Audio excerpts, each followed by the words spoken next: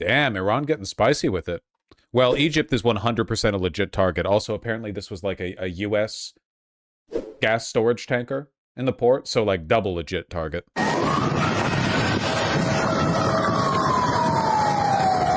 Well, what matters is that they're having fun down there. Sicko mode Iran. I mean, Iran, like Iran is not only acting with military legitimacy here, but is also starting to realize, I think, that they basically run the Middle East now. Like, genuinely, every other country in the Middle East is like growing increasingly agitated with America's rabble rousing without our ability to actually settle anything. We basically just made everything worse for everybody. Iran still has a massive stockpile of drones and ballistic missiles. Saudis are bombing Iraq too. Oh, boy. It's all going so well. This benefits Israel, it's not good. Disagree. Israel can no longer be provoked further. The only thing that Israel can really do that it hasn't done is deploy ground forces to attack Iran, and if they did that, it would be like the Persian Gulf would run red. Or nuclear weapons, I suppose. Beyond that, I don't really think they can do anything. What the fuck is Saudi Arabia doing? They think they're safe? No, they're just desperate. Saudi Arabia just wants to get back to being a fucking petrostate, dog. They just want to go back to, like, you know, making $1 trillion a year in oil sales and molesting kids. You know, Saudi Aramco shit. It's everything now. It's literally, I keep forgetting to reinstall the fucking blocker, man. God almighty. Didn't China just sell a bunch of weapons to Iran? Or was that fake news? China weapon sales Iran. Yup. Just getting silly with it. Shoulder-launched missile systems. Hell yeah, brother. Rumors? Sources say? Well, I mean, you know, maybe we should stop trying to end the world. Have you considered that? Have you considered that America, Israel, and our proxy vassal states in the Middle East should stop trying to end the world? This is brutal. Center for Strategic and International Studies published their estimates of Interceptor stockpiles for the U.S. The graph speaks for itself. Jesus Christ, man. And the timetables that we have for replenishing these stocks are measured in years, not months. There's just no way. By the end of this conflict, we're literally, like, brick by brick, we're rebuilding the Persian Empire. They're gonna have to... The Greeks are gonna have to hold Thermopylae again. This is fucked up, man. They're gonna take it all back. Darius returns. Yeah, fuck. If Taiwan kicks off, I can't see us being able to defend. No. We cannot defend Taiwan anymore. Like, listen, to be clear, I think that China... before I spoke from a position of military authority, I think America should defend Taiwan. Now I think that China should not attack Taiwan, but if they do, America shouldn't get involved because we would just lose too.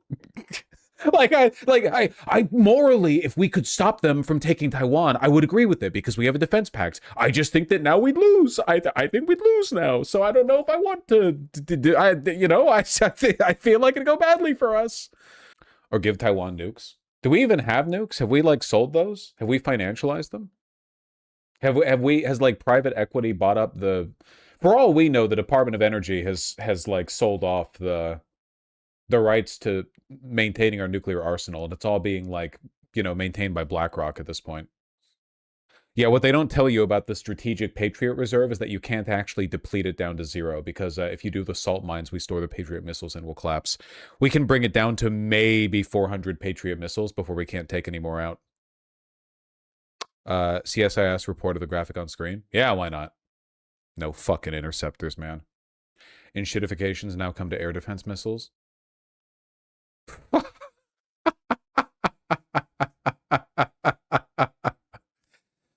Oh, man. It's incredible how, without a global threat to challenge us, capitalism has replicated the most self-destructive element of fascism, which is the total irrationalism. Like, fascism collapses because an inability to accurately estimate your own strength versus the strength of your opponents inevitably means that you overcommit and get burned. Happens every single time. Nazis did it famously, but it happens every single time. And now we've done the exact same thing. We've just done it to different ends. Rather than, like, dramatically overestimating ourselves based on our perceived racial or religious supremacy, we've just overestimated the resilience of our supply lines as everything is gutted and financialized. The PAC-3 interceptors cost an estimated $4 million, far more than the $35,000 typical price tag of an Iranian Shahed drone. God almighty. I'm sorry, you can take lessons from the Ukrainians as much as you want. You can make cheaper interceptors, you can make anti-drone drones, but nothing is going to change the fact that drone warfare has completely remodeled the economic incentives involved in holding territory. There is no way to make interceptors so cheap that we can, like, hold off the long-term cost of occupation in the Middle East. If Iran doesn't want us there, we don't get to be there. Like, defense companies have been fucking with the U.S. government slash taxpayer since the end of the Cold War. Keep in mind, the U.S. government is completely fine with this. The U.S. government, the people who represent us in government, are completely fine with it. They all know what the game is. They all know that when they push for additional Pentagon funding, they understand that the whole point of this is to use the Pentagon as a discretionary slush fund for the accounts of, like, every fucking contractor, every defense contractor, and every contractor the defense contractor uses. Just a big chain of money flowing upwards, you know? Drawn from the taxpayer base up, never to flow down again. They know that's the point. Like, they're aware of that.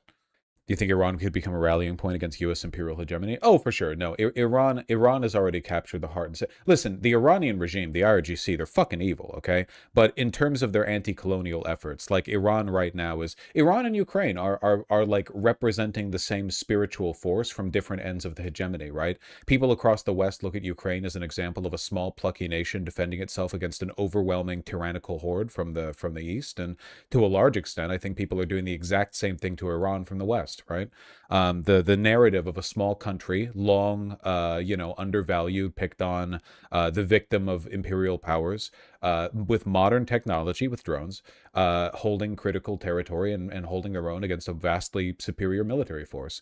The narrative maintains. It's just, I mean, obviously, on a purely ethical basis, the Ukrainian government is nowhere near as evil as the IRGC. You get me. You understand me. Where's that CSIS report? What were we looking at? Where is it? Here it is. IDF rebelling. No! We want to go back to killing and fucking kids! We want to go back to sniping the knees of Palestinians peacefully marching to the border fence that we built with the automatic turrets. Don't make me fight people who can fight back. Ah! They're rebelling because their commander disallowed their weird shrines and shit in combat. Wait, what? They were building, like, weird little effigies and totems of death, and their commander was like, please stop doing that? Is that it? Dozens of IDF soldiers desert Timan base after commander takes down banners and disciplinary actions. Oh, great. Their commander took down what he said were signs depicting Satan and the Angel of Death, which allegedly glorified the hazing of younger troops, while soldiers said some of them commemorated soldiers killed in Lebanon. Yeah, okay, literally. They're not leaving because they have moral qualms with slaughtering innocents. They're leaving because they don't like the fact that they're literally... They're defecting because they're mad they don't get to keep their death effigies, man. Unironically, this is one of the reasons why the Israelis will never be as successful as their mentor, the Nazis. The Nazis were also fascist. You've probably heard this before, but they were also wholly committed to death, both externally and internally. Germans treated every civilian in their country like an agent raised to serve the state.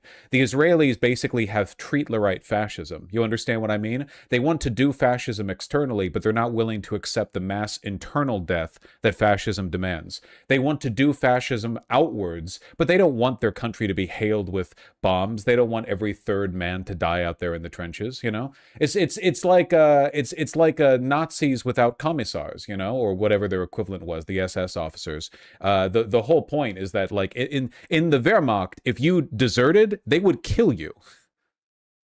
But in Israel, I guess, you can just walk off base because they won't let you keep your fucking Angel of Death banners. Pathetic.